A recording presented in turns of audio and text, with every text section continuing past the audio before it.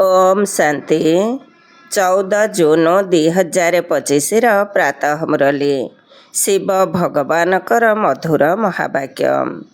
शिव बाबा कहते मिठे बचे वर्तमान तुम मानकु ज्ञानर तृतीय नेत्र मिली सेथिपाई एबे तुमर दृष्टि काहा प्रति भी आकर्षित हेबा उचित नुहे।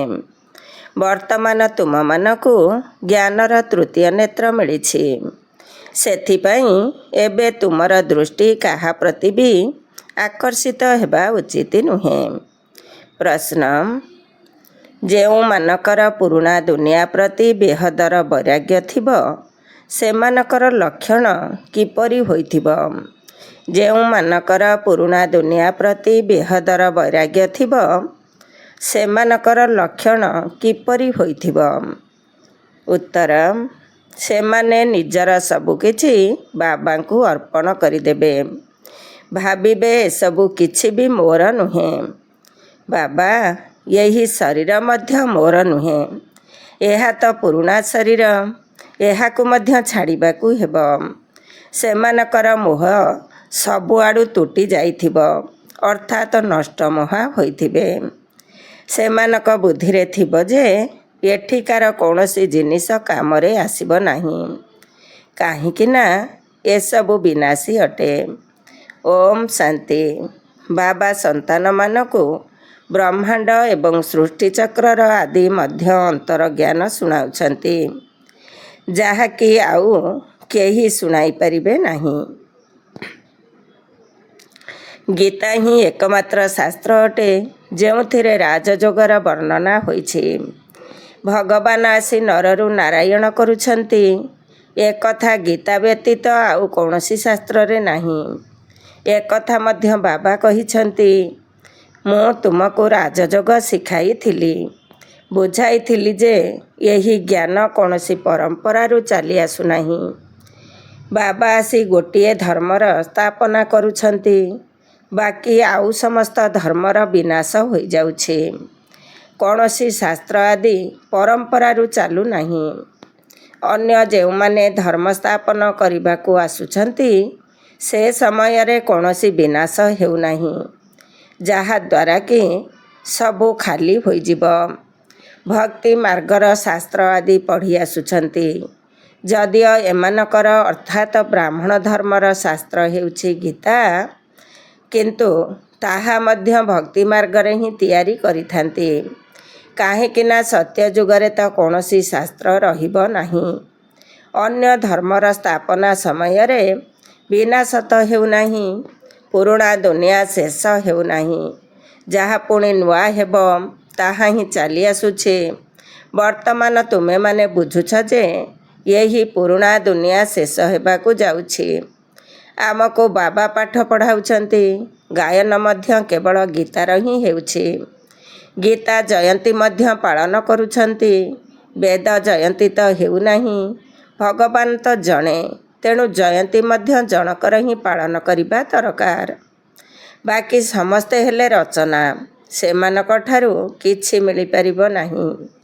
बाबांक ठारू ही वर्षा मिलुछि। दादा काका आदिक ठारू कौनसी वर्षा मिले नाही। एबे ये हेउछंती तुमर बेहदर बाबा बेहदर ज्ञानदाता।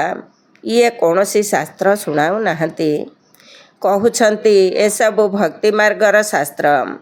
मु यही सबुर सार कथा तुमको बुझाउछे। शास्त्र कौनसी पाठ पढ़ा नुहे। पाठ पढ़ा द्वारा तो पद प्राप्त होइथाए। यही पाठ बाबा संतान मानको पढ़ाउछंती। भगवान उवाच संतान मानक प्रति पुणे 5000 वर्ष परे मध्य यही परी हेबो। संतान माने जानिछंती आमे बाबांक ठारू रचयिता एवं रचनार आदि मध्य अंतकु जानी जाइछु। बाबांक व्यतीत एकथा आउ केही बुझाई परिबे नाही।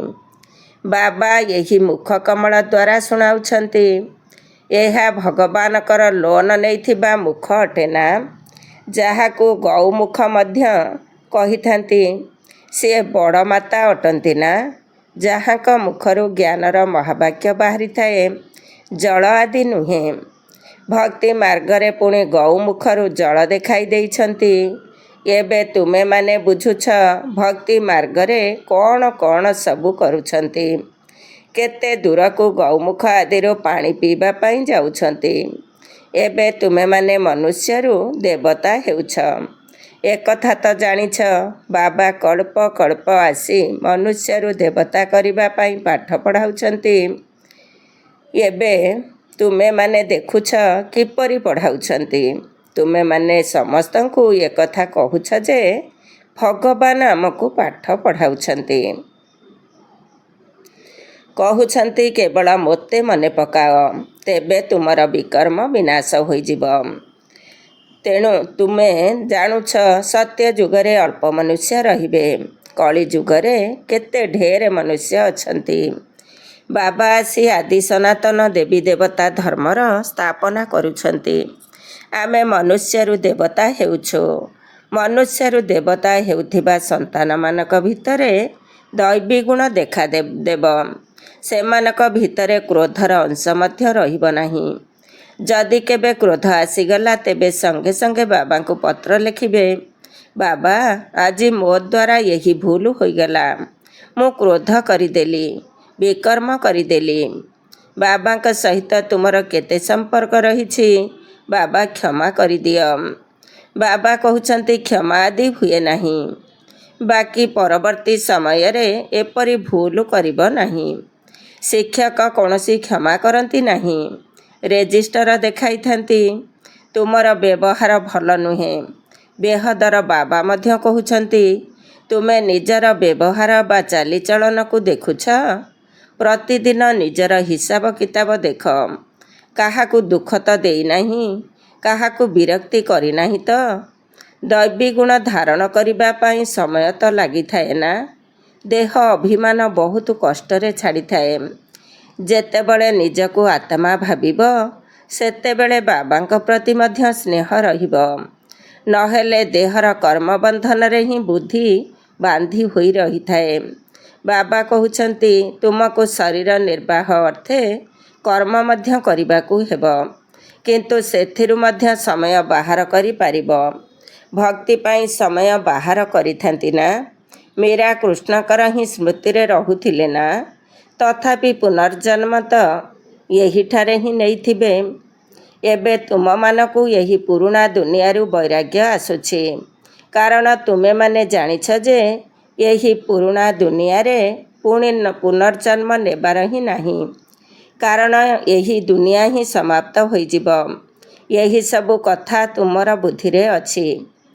ଯେପରି ବାବାଙ୍କ ଭିତରେ ଜ୍ଞାନ ଅଛି, ସେହିପରି ସନ୍ତାନମାନଙ୍କ ଭିତରେ ମଧ୍ୟ ଏବେ ସେହି ଜ୍ଞାନ ଅଛି। ଏହି ସୃଷ୍ଟି ଚକ୍ରର ଜ୍ଞାନ ଆଉ କାହା ବୁଦ୍ଧିରେ ନାହିଁ। ତୁମମାନଙ୍କ ଭିତରେ ମଧ୍ୟ କ୍ରମ ଅନୁସାରେ ଅଛନ୍ତି। ଯାହାଙ୍କର ବୁଦ୍ଧିରେ ରହୁଛି ଯେ ଉଚ୍ଚରୁ ଉଚ୍ଚ ପତିତ ପାବନ ଏକମାତ୍ର ବାବା ହିଁ ଅଟନ୍ତି, ସେ ଆମକୁ ପାଠ ପଢ଼ାଉଛନ୍ତି। ଏକଥା ମଧ୍ୟ କେବଳ ତୁମେମାନେ ହିଁ ଜାଣିଛ। ତୁମ ବୁଦ୍ଧିରେ ପୂରା 84 ଜନ୍ମର ଚକ୍ର ଅଛି। ଏକଥା ସ୍ମୃତିରେ ରହୁଛି। ବର୍ତ୍ତମାନ ଏଇ ନର୍କରେ ଏହା ଆମର ଶେଷ ଜନ୍ମ ଅଟେ। ଏହାକୁ କୁହାଯାଉଛି ରୌରବ ନର୍କ। ଏଠାରେ ବହୁତ ବିକାର ରହିଛି। ସେଥିପାଇଁ ସନ୍ନ୍ୟାସୀମାନେ ଘରଦ୍ୱାର ଛାଡ଼ି ଜଙ୍ଗଲକୁ ଚାଲି ଯାଉଛନ୍ତି। ତାହା ହେଲା ଶାରୀରିକ ସନ୍ନ୍ୟାସ। ତୁମେମାନେ ବୁଦ୍ଧି ଦ୍ୱାରା ସନ୍ନ୍ୟାସ କରୁଛ। କାହିଁକି ନା ତୁମେ ଜାଣିଛ ଆମକୁ ଏବେ ଘରକୁ ଫେରିବାକୁ ହେବ। ତେଣୁ ସମସ୍ତଙ୍କୁ ଭୁଲିବାକୁ ପଡ଼ିବ। ଏହି ପୁରୁଣା ଛି ଛି ଦୁନିଆ ଏବେ ଯେପରିକି ବିନାଶ ହୋଇଯାଇଛି। ଯଦି ଘର ପୁରୁଣା ହୋଇଯାଏ ଏବଂ ନୂଆ ଘର ତିଆରି ହୋଇଗଲେ ମନରେ ଆସିଥାଏ ନା, ଏହି ଘର ତ ଭାଙ୍ଗିଯିବ। ଏବେ ତୁମେମାନେ ପଢ଼ୁଛ ନା, ଜାଣିଛ ଏବେ ନୂଆ ଦୁନିଆର ସ୍ଥାପନା ହେଉଛି। ଆଉ ଅଳ୍ପ ସମୟ ବାକି ଅଛି। ବହୁତ ସନ୍ତାନମାନେ ଆସି ପାଠ ପଢ଼ିବେ। ନୂଆ ଘର ଏବେ ତିଆରି ହେଉଛି। ପୁରୁଣା ଘର ଧୀରେ ଧୀରେ ଭାଙ୍ଗି ଚାଲିଛି। ବାକି ଅଳ୍ପ ଦିନ ଅଛି। ତୁମମାନଙ୍କ ବୁଦ୍ଧିରେ ଏବେ ଏହି ବେହଦର କଥା ଅଛି। ଏବେ ଆମର ଏହି ପୁରୁଣା ଦୁନିଆରେ ମନ ଲାଗୁନାହିଁ। ଶେଷରେ ଏସବୁ କିଛି ମଧ୍ୟ କାମରେ ଆସିବ ନାହିଁ। ଆମେ ଏଠାରୁ ଯିବାକୁ ଚାହୁଁଛୁ। ବାବା ମଧ୍ୟ କହୁଛନ୍ତି ପୁରୁଣା ଦୁନିଆ ପ୍ରତି ମନ ଲଗାଅ ନାହିଁ। ମୋତେ ଏବଂ ଘରକୁ ମନେ ପକାଅ, ତେବେ ବିକର୍ମ ବିନାଶ ହେବ। ନହେଲେ ବହୁତ ଦଣ୍ଡ ଭୋଗ କରିବାକୁ ପଡ଼ିବ ଏବଂ ପଦ ମଧ୍ୟ ଭ୍ରଷ୍ଟ ହୋଇଯିବ। ଆତ୍ମାକୁ ଏବେ ଚିନ୍ତା ହେଉଛି ଯେ ମୁଁ 84 ଜନ୍ମ ଭୋଗ କରିଛି। ଏବେ ବାବାଙ୍କୁ ମନେ ପକାଇବାକୁ ହେବ, ତେବେ ଯାଇ ବିକର୍ମ ବିନାଶ ହେବ। ବାବାଙ୍କ ମତରେ ଚାଲିବାକୁ ହେବ, ତେବେ ଯାଇ ଶ୍ରେଷ୍ଠ ଜୀବନର ନିର୍ମାଣ ହୋଇପାରିବ। ବାବା ହେଉଛନ୍ତି ଉଚ୍ଚରୁ ଉଚ୍ଚ, ଏକଥା ମଧ୍ୟ ତୁମେମାନେ ହିଁ ଜାଣିଛ। ବାବା ଭଲ ଭାବରେ ମନେ ପକାଇ ଦେଉଛନ୍ତି। ସେହି ବେହଦର ବାବା ହିଁ ଜ୍ଞାନର ସାଗର ଅଟନ୍ତି। ସେ ହିଁ ଆସି ପାଠ ପଢ଼ାଉଛନ୍ତି। ବାବା କହୁଛନ୍ତି ଏହି ପାଠ ମଧ୍ୟ ପଢ଼, ଶରୀର ନିର୍ବାହ ଅର୍ଥେ ମଧ୍ୟ ସବୁକିଛି କର, କିନ୍ତୁ ଟ୍ରଷ୍ଟି ହୋଇ ରୁହ। ଯେଉଁ ସନ୍ତାନମାନଙ୍କର ପୁରୁଣା ଦୁନିଆ ପ୍ରତି ବେହଦର ବୈରାଗ୍ୟ ଥିବ, ସେମାନେ ନିଜର ସବୁକିଛି ବାବାଙ୍କୁ ଅର୍ପଣ କରିଦେବେ। ମୋର କିଛି ବି ନୁହେଁ ବାବା, ଏହି ଶରୀର ମଧ୍ୟ ମୋର ନୁହେଁ। ଏହା ତ ପୁରୁଣା ଶରୀର ଅଟେ, ଏହାକୁ ମଧ୍ୟ ଛାଡ଼ିବାକୁ ହେବ। ସମସ୍ତଙ୍କଠାରୁ ମୋହ ତୁଟାଇବାକୁ ହେବ, ନଷ୍ଟ ମୋହା ହେବାକୁ ପଡ଼ିବ। ଏହା ହେଉଛି ବେହଦର ବୈରାଗ୍ୟ। ତାହା ହଦର ବୈରାଗ୍ୟ ଅଟେ। ବୁଦ୍ଧିରେ ଅଛି ଯେ ଆମେ ସ୍ୱର୍ଗକୁ ଯାଇ ନିଜର ମହଲ ତିଆରି କରିବୁ। ଏଠାକାର କିଛି ବି କାମରେ ଆସିବ ନାହିଁ, କାହିଁକି ନା ଏସବୁ ହଦର ଅଟେ। ତୁମେମାନେ ଏବେ ହଦରୁ ବାହାରି ବେହଦକୁ ଯାଉଛ। ତୁମ ବୁଦ୍ଧିରେ ଏବେ ଏହି ବେହଦର ଜ୍ଞାନ ହିଁ ରହିବା ଦରକାର। ଆଉ କେଉଁଆଡ଼େ ବି ଦୃଷ୍ଟି ଯାଉନାହିଁ। ଏବେ ତ ନିଜର ଘରକୁ ଯିବାକୁ ହେବ। କଳ୍ପ କଳ୍ପ ବାବା ଆସି ଆମକୁ ପାଠ ପଢ଼ାଇ ସାଥିରେ ନେଇଯାଉଛନ୍ତି। ତୁମ ପାଇଁ ଏହା କୌଣସି ନୂଆ ପାଠପଢ଼ା ନୁହେଁ। ତୁମେମାନେ ଜାଣିଛ, ଆମେ କଳ୍ପ କଳ୍ପ ଏହି ପାଠ ପଢ଼ୁଛୁ। ତୁମ ଭିତରେ ମଧ୍ୟ କ୍ରମାନୁସାରେ ନମ୍ବରରେ ଅଛନ୍ତି। ସାରା ଦୁନିଆରେ କେତେ ମନୁଷ୍ୟ ଅଛନ୍ତି, କିନ୍ତୁ ତୁମେ ଅଳ୍ପ କେତେ ଜଣ ହିଁ ଏହି କଥାକୁ ଜାଣିଛ। ଧୀରେ ଧୀରେ ଏହି ବ୍ରାହ୍ମଣମାନଙ୍କର ବୃକ୍ଷ ବୃଦ୍ଧି ହେଉଛି। ଡ୍ରାମା ପ୍ଲାନ ଅନୁସାରେ ସ୍ଥାପନା ନିଶ୍ଚିତ ହେବ। ସନ୍ତାନମାନେ ଜାଣିଛନ୍ତି, ଏହା ଆମର ଆଧ୍ୟାତ୍ମିକ ଗଭର୍ଣ୍ଣମେଣ୍ଟ ଅଟେ। ଆମେ ଦିବ୍ୟ ଦୃଷ୍ଟି ଦ୍ୱାରା ନୂଆ ଦୁନିଆକୁ ଦେଖୁଛୁ, କାରଣ ଆମକୁ ସେଠାକୁ ଯିବାକୁ ହେବ। ଭଗବାନ ମଧ୍ୟ ଜଣେ ହିଁ ଅଟନ୍ତି। ସିଏ ହିଁ ଆମକୁ ପାଠ ପଢ଼ାଉଛନ୍ତି। ରାଜଯୋଗ ବାବା ହିଁ ଶିଖାଇଥିଲେ। ସେ ସମୟରେ ଲଢ଼ାଇ ମଧ୍ୟ ନିଶ୍ଚିତ ଲାଗିଥିଲା। ଅନେକ ଧର୍ମର ବିନାଶ, ଗୋଟିଏ ଧର୍ମର ସ୍ଥାପନା ହୋଇଥିଲା। ତୁମେ ମଧ୍ୟ ସେହି ଅଟ। କଳ୍ପ କଳ୍ପ ତୁମେ ହିଁ ପଢ଼ି ଆସୁଛ, ବର୍ଷା ନେଇ ଆସୁଛ। ପ୍ରତ୍ୟେକଙ୍କୁ ନିଜ ପାଇଁ ପୁରୁଷାର୍ଥ କରିବାକୁ ହେବ। ଏହା ହେଉଛି ବେହଦର ପାଠପଢ଼ା। ଏହି ଶିକ୍ଷା କେହି ମନୁଷ୍ୟ ମାତ୍ରକେ ଦେଇପାରିବେ ନାହିଁ। ବାବା ଶ୍ୟାମ ଏବଂ ସୁନ୍ଦରର ରହସ୍ୟକୁ ମଧ୍ୟ ବୁଝାଇଛନ୍ତି। ତୁମେମାନେ ମଧ୍ୟ ଜାଣୁଛ, ଏବେ ଆମେ ସୁନ୍ଦର ହେଉଛୁ। ପ୍ରଥମେ ଶ୍ୟାମଳ ଥିଲୁ। କୃଷ୍ଣ କ'ଣ ଏକା ଥିଲେ? ସାରା ରାଜଧାନୀ ଥିଲା ନା? ଏବେ ତୁମେମାନେ ଜାଣୁଛ, ଆମେ ନର୍କବାସୀରୁ ସ୍ୱର୍ଗବାସୀ ହେଉଛୁ। ଏବେ ତୁମକୁ ଏହି ନର୍କ ପ୍ରତି ଘୃଣା ଆସୁଛି। ତୁମେମାନେ ଏବେ ପୁରୁଷୋତ୍ତମ ସଙ୍ଗମ ଯୁଗକୁ ଆସିଯାଇଛ। ବହୁତ ଆସୁଛନ୍ତି, କିନ୍ତୁ ଏମାନଙ୍କ ମଧ୍ୟରୁ ସେହିମାନେ ବାହାରିବେ ଯେଉଁମାନେ କଳ୍ପ ପୂର୍ବରୁ ବାହାରିଥିବେ। ସଙ୍ଗମ ଯୁଗକୁ ମଧ୍ୟ ଭଲ ଭାବରେ ମନେ ପକାଇବାକୁ ହେବ। ଆମେ ପୁରୁଷୋତ୍ତମ ଅର୍ଥାତ୍ ମନୁଷ୍ୟରୁ ଦେବତା ହେଉଛୁ। ମନୁଷ୍ୟ ତ ଏକଥା ମଧ୍ୟ ବୁଝୁନାହାନ୍ତି ଯେ ନର୍କ କ'ଣ ଏବଂ ସ୍ୱର୍ଗ କ'ଣ। କହୁଛନ୍ତି ସବୁକିଛି ଏଇଠାରେ ହିଁ ଅଛି। ଯିଏ ସୁଖୀ ସେ ସ୍ୱର୍ଗରେ ଅଛନ୍ତି, ଯିଏ ଦୁଃଖୀ ସେ ନର୍କରେ ଅଛନ୍ତି। ଅନେକ ମତ ରହିଛି ନା? ଗୋଟିଏ ଘରେ ମଧ୍ୟ ଅନେକ ମତ ହୋଇଯାଉଛି। ସନ୍ତାନମାନଙ୍କ ପ୍ରତି ମୋହର ଆକର୍ଷଣ ରହିଛି, ତାହା ତୁଟୁନାହିଁ। ମୋହର ବଶବର୍ତ୍ତୀ ହୋଇ କିଛି ବି ବୁଝୁନାହାନ୍ତି ଯେ ଆମେ କିପରି ରହୁଛୁ। ପଚାରୁଛନ୍ତି, ପିଲାମାନଙ୍କର ବାହାଘର କରିବୁ, କିନ୍ତୁ ସନ୍ତାନମାନଙ୍କୁ ଏହି ନିୟମ ମଧ୍ୟ ବୁଝାଯାଉଛି ଯେ ତୁମେ ସ୍ୱର୍ଗବାସୀ ହେବା ପାଇଁ ଗୋଟିଏ ପାର୍ଶ୍ୱରେ ଜ୍ଞାନ ନେଉଛ ଏବଂ ଅନ୍ୟ ପାର୍ଶ୍ୱରେ ପଚାରୁଛ ଯେ ପିଲାମାନଙ୍କୁ ନର୍କରେ ପକାଇବୁ।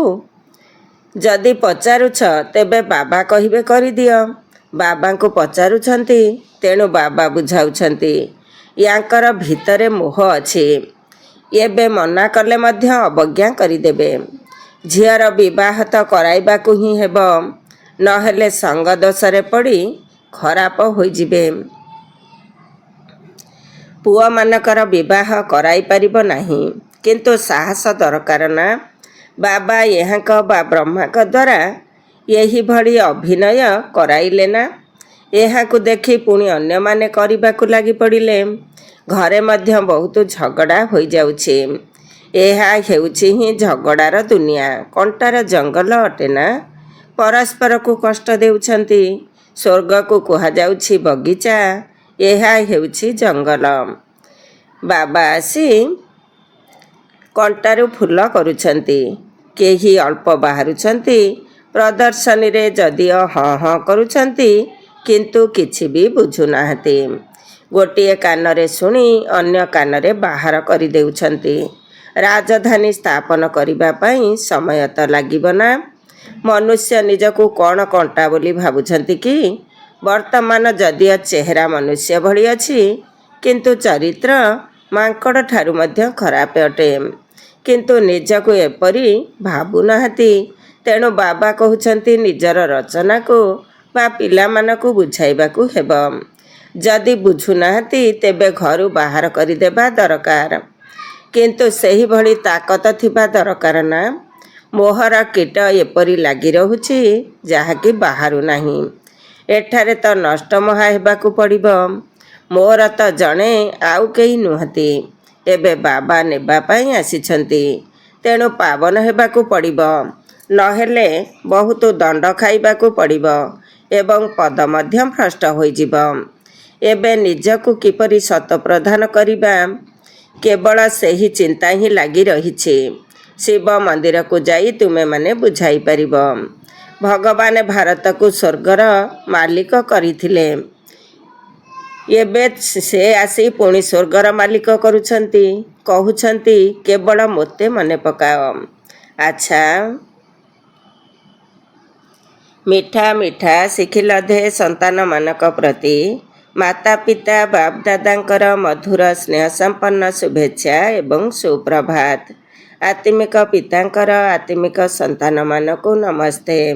ଆମ ଆତ୍ମିକ ସନ୍ତାନମାନଙ୍କର ଆତ୍ମିକ ମାତା ପିତା ବାପ ଦାଦାଙ୍କୁ ନମସ୍ତେ ନମସ୍ତେ ଏବଂ ସୁପ୍ରଭାତ।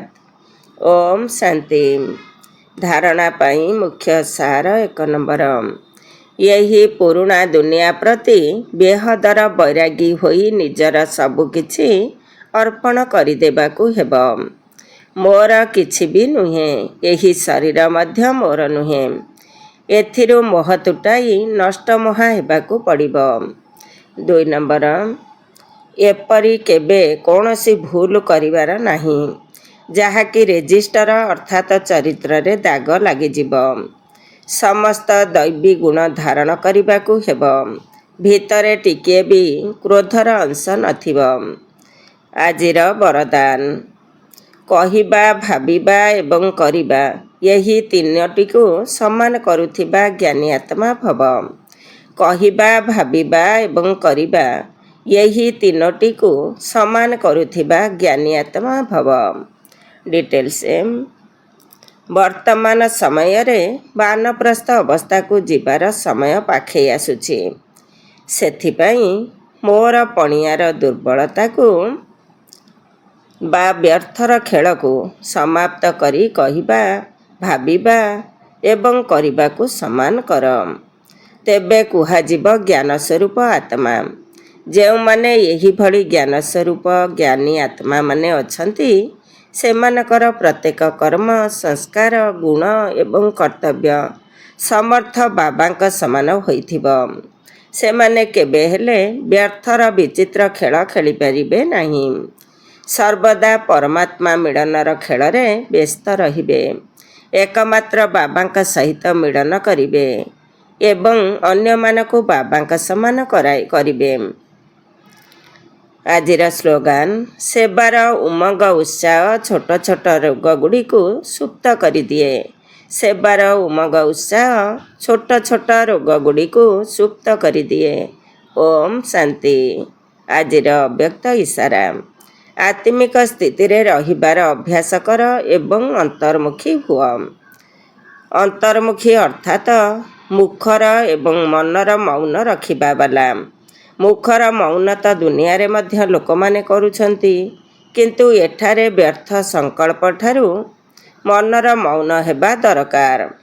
ଯେପରି ଟ୍ରାଫିକ୍ କଣ୍ଟ୍ରୋଲ ସମୟରେ ବ୍ୟର୍ଥ ସଂକଳ୍ପର ପ୍ରବାହକୁ କଣ୍ଟ୍ରୋଲ ଅର୍ଥାତ ନିୟନ୍ତ୍ରଣ କରୁଛ, ସେହିପରି ମଝିରେ ମଝିରେ ଗୋଟିଏ ଦିନ ମନର ବ୍ୟର୍ଥ ସଂକଳ୍ପର ଟ୍ରାଫିକ୍ କଣ୍ଟ୍ରୋଲ କର।